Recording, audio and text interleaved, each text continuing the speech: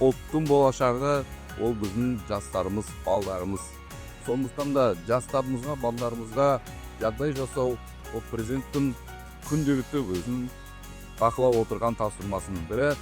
Сол бағдарламаның аясында өздеріңіз білесіздер, жайлы мектеп концепциясы болған. Міне бүгін сол келешек жайлы мектептің бірін ашқалы отырмыз. Бізде өңірімізде осындай 9 мектептің құрылысы басталды. Былтыр 3-еуін тапсырған болатынбыз, соңына дейін қалған 6-ында тапсырамыз.